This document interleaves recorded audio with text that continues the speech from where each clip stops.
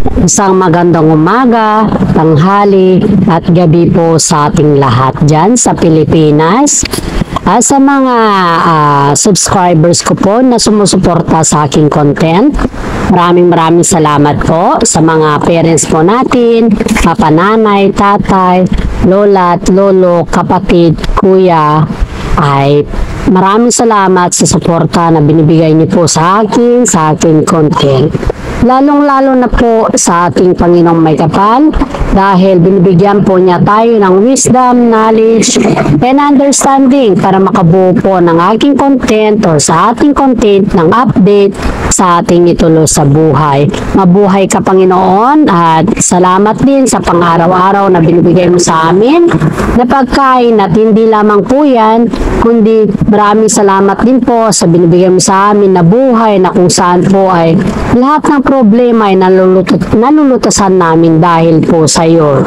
Dahil nananalig po kami sa iyo at yan po ang aking dasal at pasasalamat po. God bless po sa ating lahat. Umpisahan na po natin sa Kim Pao Tambalan at iba pang showbiz ganap. Ayon na naman po sa ating legit na sources ay pinagtibay ang dalawa ang kanilang decision na kung saan po ay gusto na talaga nilang mag-settle sa lahat ng bagay. Ayon po sa aking legit na sources ay binunyag daw ni Kim Chiu ang katotohanan na kung saan ay nakapag-decision na siya na she's going to marry now and makipag-settle na din kasi nasa mga tamang edad na sila at saka may mga sari-sarili na din silang mga income ba for their good future and for their sons at sa mga pamilya din po nila.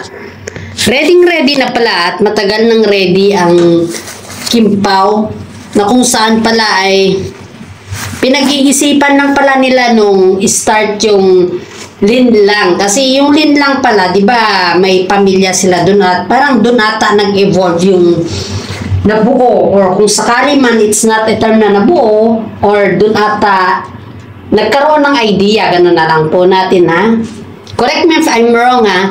Nagkaroon ng idea ang Kim Pao na mag-forgo sa lahat ng mga decision nila sa kanilang hinaharap dahil marami kasi dito ang naghanap sa kanila kung kailan sila ikakasal. Hindi naman lingid sa ating kaalaman na marami talagang naghahanap or marami talagang nagsasabi na bakit kailangan pa ba na hintayin or bakit kailangan pa ba na sabihan sila ng mga bashers na magpakasal na. Alam naman din natin na matagal na nilang plano yan magpakasal na. Pero syempre, sa atin kasi, hindi naman natin pwedeng sabihan ng Kim Pao na, uy, magpakasal na kayo kasi ganito, ganyan ang mga bashers. Hindi naman pwede yun. Kung sakali man lang ba na may sarili silang decision at yung kanilang decision naman is kaya nilang panindigan, why not naman na hindi natin paubaya sa kanila yun, di ba? Kasi natural lamang yan sa isa or natural lamang yan sa showbiz na kung saan ay may mga ganyan talaga na bagay na kailangan mong paghandaan muna bago mo gawin dahil pag ikaw ay hindi mo yan pinaghandaan at bigla-bigla ka na lang na sumusulpot, syempre alam nila yan, syempre alam nila na mahirapan din ng Kim Pao sa ganyan na lagay. Tayo na sa showbiz, limbawa tayo din ang nasa showbiz ba, yung pagdating kasi sa kasal, alam natin na matagal na silang may ipon. Pero yung kasal kasi at yung pamilya kasi, kailangan mo din pala talaga yan na yung perfect decision, hindi yan basta-basta. Kaya yun naman yung kanilang hangad ba na dalawa. Kaya sana naman maintindihan natin kung bakit hindi naman ura-urada mag-decision ng kasal ba, di ba?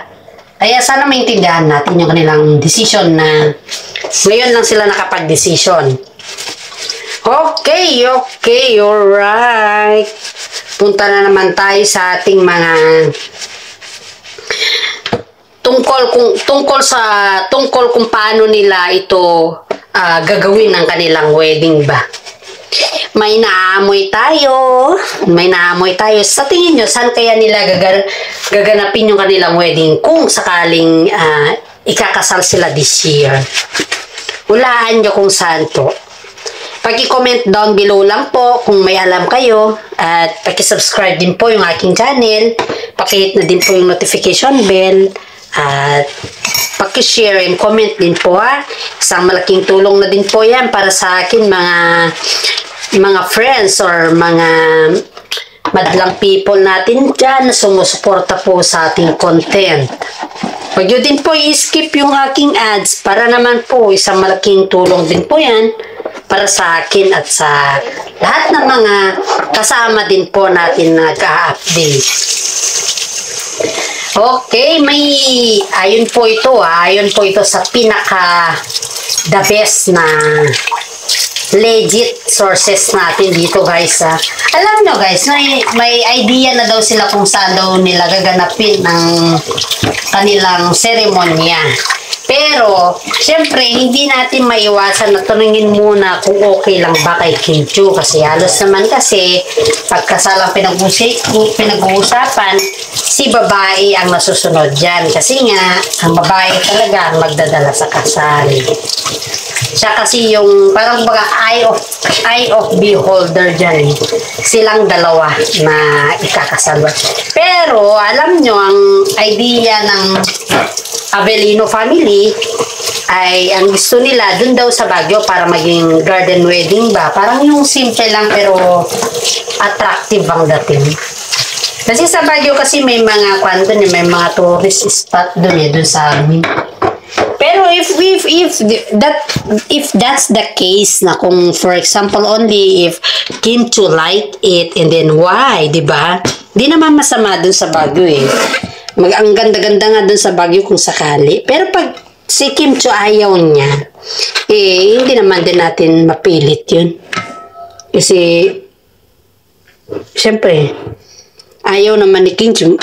Kung sakaling ayaw niya, di ba, hindi natin siya mapilit. Hindi naman tayo pwedeng i-judge kung ayaw niya, di ba? Kasi natural lang naman yan na kung ayaw niya syempre, respect the decision, pero kung gusto niya man, mas maganda. Kasi doon kasi sa Baguio, ang environment kasi doon is napakaganda. Nakakamoy ka po ng mga fresh air at hindi yun polluted, fresh air po siya. Kaya, if I were, mas gustuhin ko rin sa Baguio. Kasi makamura ka pa doon, ang dami ng halaman. Diba? Saka sa panahon pa naman sa ngayon, pagpabenggahan yung kasal, pabenggahan din yung gasto. Siyempre, mga future ba yung iniisip? Pero, bigay na lang natin sa kanila yan kasi ang ikasal naman hindi naman palaging everyday kang ikakasal, diba? May mga time din talaga na kailangan mo din magtipid dahil may mga second generation pa na kailangan mo din tulungan or para sa inyong mga anak ba, ganun ba kasimple? Okay. Alam nyo guys, nung isang gabi, di ba si Kim Chiu ay nag-exercise siya kasama yung mga kaibigan niya. Pero ang flinex lang talaga sa kanyang Instagram is siya lang talaga. Siyempre, siya lang naman talaga yung may Instagram dun Kaya, flinex niya lang yung kanyang sarili. And then, alam niyo, yung flinex niya yung kanyang sarili, may mga tao dun na nagtitinginan na sinasabi dun sa comment na nagpre-prepare na daw si Kim Chiu sa kanyang kasal. Which is, oo naman, tama naman na nagpre-prepare si Kim Chiu sa kanilang kasal kasi nga hindi mo naman pwedeng hindi naman pwedeng hindi ka mag-prepare. Alangan naman na yung kasal ang mag-prepare sa iyo, di ba? just only joke. Sa totoo lang, guys, kahit naman siguro sino, kapag ikaw ay kasal, normal lang na ikaw ay mag-prepare kasi that is your special day, ika nga. Kaya naman, no, ginawa pang talagang issue yung pag-ehersisyo ni Kim Chu. Ginawa pa talagang issue eh. May mga panahon din talaga na sobrang inggit yung mga netizen ba.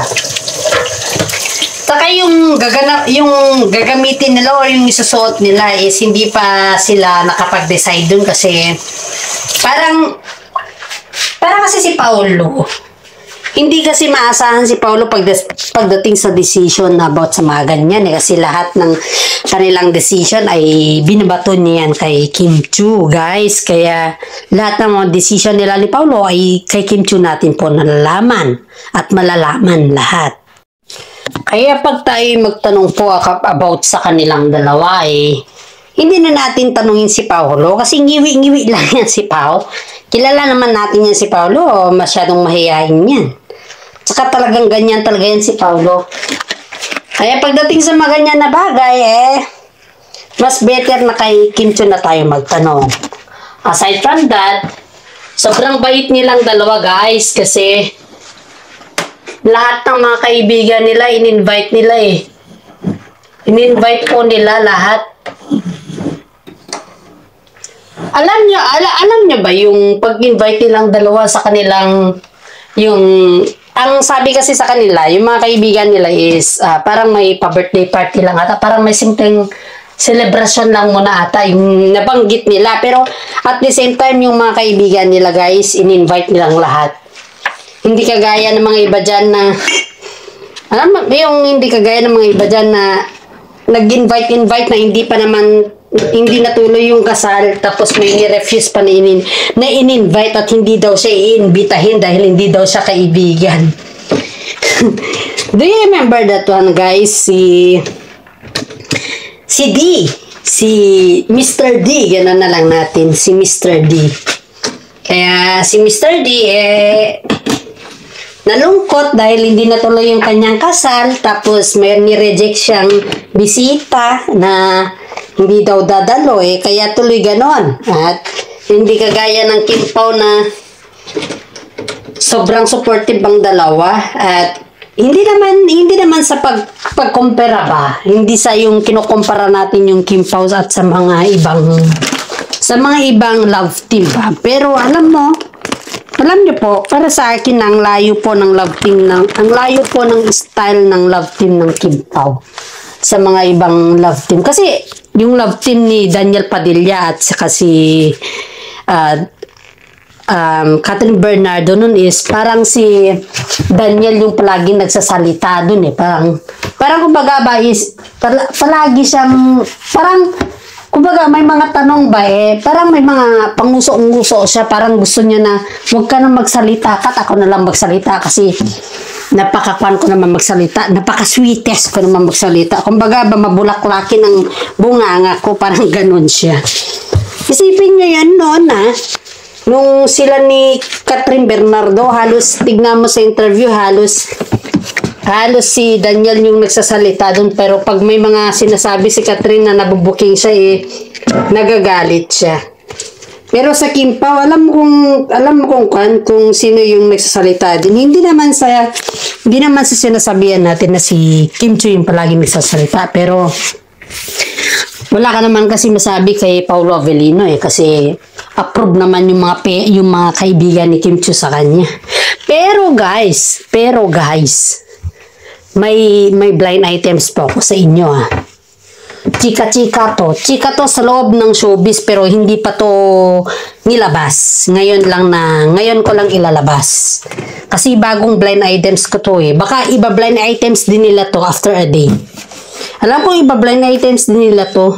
Pero i-blind items ko na ngayon at unahan ko na sila. Alam nyo guys pala yung sinasabi nila na may isang kaibigan daw si Kim Chu sa showbiz na parang nagbukmok daw ng kalungkutan.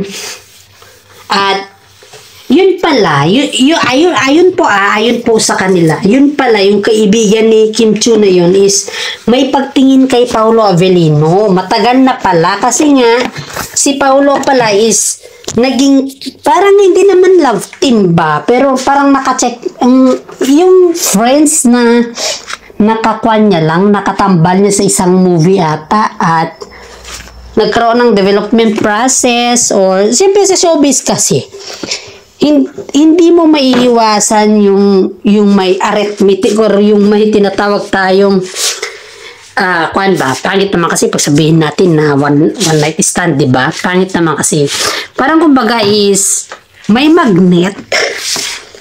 Tsaka nakatambal niya sa isang movie ata yung si Girl. And then, nung nalaman na medyo okay na yung lahat ng kanila Paolo Avellino at saka si Kim Chiu ay medyo nagkamalabuan na daw ata itong si babae, itong si best friend ni. It's not a best friend, but it's a friend of Kim Chiu na yung sinabi na medyo may pagkamalabuan na daw sila. Hindi na daw sila masyadong nag-uusap, pero parang hi-hello na lang daw sila. Kasi nga, ang sabi nga ng aking legit na sources, may pagkainggit ata tong si Girl kay Kim Chiu. Hindi lang pagkainggit pala, nagseselos siya kay Kim Chiu dahil kay Paolo Avellino. Yun pala yung sinasabi nila sa loob ng showbiz na kung saan ay nagkaroon talaga ng konting diferensya. Pero dahil nga nasa showbiz sila, hindi yun pinapansin ni Kim Chiu. Dahil nang sabi ng management, ba't mo daw papansinin yan? Nakakasira yan ng karir. Kaya nga po, maraming netizen ang humanga kay Kim Chiu dahil kahit nalaman niya na ganun na yung nangyayari, patuloy pa rin siyang nanahimik. At hindi lang nanahimik inisip niya talaga yung kanyang karir. Diyan mo talaga makikita na matured si Kim Chiu mag-isip. Napaka-matured niya. Very matured talaga. Kaya nga, sabi nga ng mga ibang netizen dyan na proud daw si Paolo sa kanya dahil sa ganun na kamaturan niya, nadala na rin si Paolo na mag-isip ba na hindi na bata, parang gano'n ba? Hindi naman natin sinasabi na napaka-immature ni Paolo, pero nung dumating si Kim Chiu sa kanyang buhay ay naging matured siya, mas lalong naging matured at very responsible daw. Yan daw yung kanyang napansin or yan daw yung pansin ng mami ni Paolo sa kanya. At hanggang dito na lang po ang aking content. Wag na naman po akong kalimutan i-subscribe, i-like, share at comment din po. Maraming salamat po at God bless sa lahat sa atin.